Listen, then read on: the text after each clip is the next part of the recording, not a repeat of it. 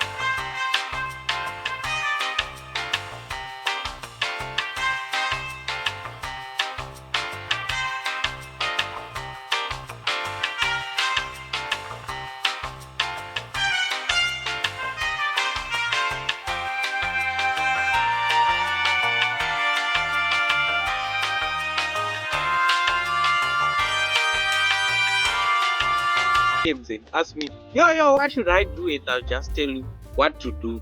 So there are plenty of options. One, which you can run to chat GPT or cloud, or you can tell me down below I should make a if I should make a video of it, of how to hold a convo like this. Tell me down below if I should make the video. Okay, moving on to number 11 is a guy with no emotional intelligence. No emotional intelligence is like a person who cannot read the room. Like, you know what I mean? A person who cannot address the elephant in the room. Like, you know what I'm saying? Okay, for example, she needs you to listen and you are already giving solutions.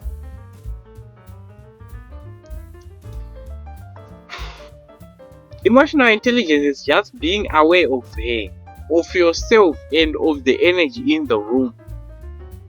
Like, you know what I mean? The most attractive thing a guy can have isn't looks or money, but rather the ability to make someone feel understood. Understand? Yes. So you just make a feel understood. Like, you know what I mean? Just listen to her. Stay by her side. Like, you know what I mean? Moving on to point number 10 is a guy with no effort in relationships. Obviously, this one is an obvious one. So, a guy with no effort in relationships is least attractive. This guy is a guy who put maximum effort to get her, like, you know what I mean. Then, the moment the moment he gets her, he disappears. Okay, so the fix is you should put effort. Try to put effort because effort does not end at the talking stage. Rather, it ends. That's where it starts. That's where effort starts. So the main thing is to actually show up, to plan the date, even to remember. That's one thing that she told even last date. So yeah, should show up consistently, and consistency is the most attractive thing according to girls. Be consistent with her. So yeah, that is it. Moving on to number 9 is a guy who only texts at night. Seriously, people be just writing anything. Okay, but don't do that, bro. You shouldn't text only at a specific time. Just text at different times. It feels different. Let's move on to number 8. A guy who says, I'm just like that instead of improving. Who says that that's just who I am instead of improving. Like, you know what I mean? For example, if she says, I don't think you should continue with vaping, and you'll be like, that's just who I am, bro. So that's just who I am. It's not a personality, bro. That's an excuse wrapped in confidence. So here's the quick fix. The fix here is I'm working on it. That will be just more attractive than that's just who I am. I'm just like that. You know what I mean? You'll be like, I'm working on it. Don't worry about it. I'm working on it every single time. So next point is gaslighting. Gaslighting. So gaslighting is when someone says, nah, it can't be. You're just overthinking it. That never happened, bro. You are too sensitive. These are the examples of gaslight. And usually people who gaslight are people who are be trying to avoid being held accountable for certain things in a certain way, like, you know what I mean. So here's the fix. The fix here is to take accountability. Yeah, you should learn to take accountability. So moving on to number 6.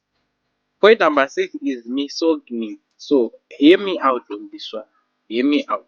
So misogyny is a guy who disrespects women just to look cool in front of his friends. To women's side, that's not cool. Like it's like even calling them names, etc. And yeah, that's not even nonchalant as well. So the most confident guys that I know respect women fully. Yeah, so they don't need to put them down. So yeah, check yourself on that one. Okay, moving on to number 4, we've got love bombing. For those guys who don't know what love bombing is, love bombing is when you go way too intense, way too fast, calling her your future wife after 2 days of just knowing her. Like, you know what I mean? But like buying an expensive gift in just a week, bro, or less. But before you know it in detail, just doing extreme things before you know it in detail, bro. So yeah, to her it doesn't come across as romantic or anything. It rather it comes across as controlling. or someone who's desperate. Like, you know what I mean? So let things go naturally. Slow is actually slow. Like, you know what I mean? When some naturally shit. So we move on. Okay, number three is flirting with each and every girl you meet. That's what they say. So that they say it is very unattractive.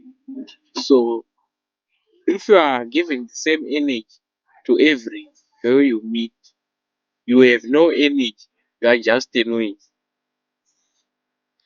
So selectivity is attractive. When a guy who does a Everybody else suddenly gives you attention. it means something, man. So yeah, be that guy. Be very, Very, very selective. Just like me. Most powerful is nonchalant. Once I'm nonchalant, shit. moving on to the most controversial one, which is being short. Being someone who is short. We know being short is inevitable, but I've been asked a lot.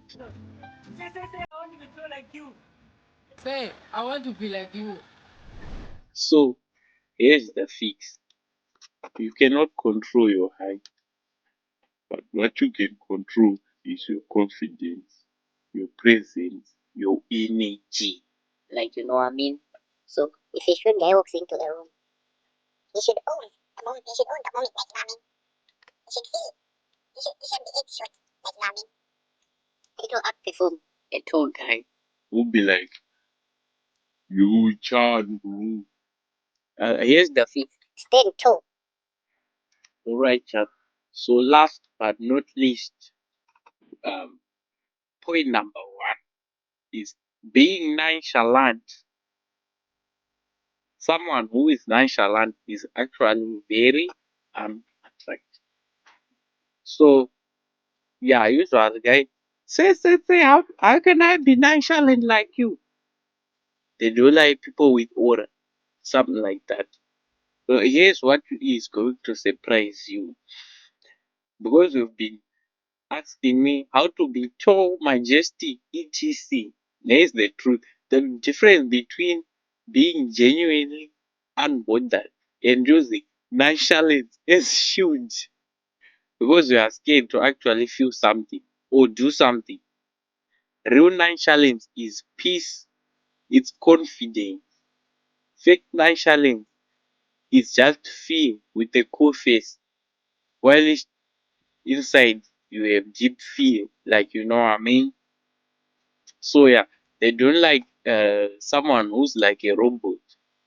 Yo, Chad, bro. Yeah, something like that.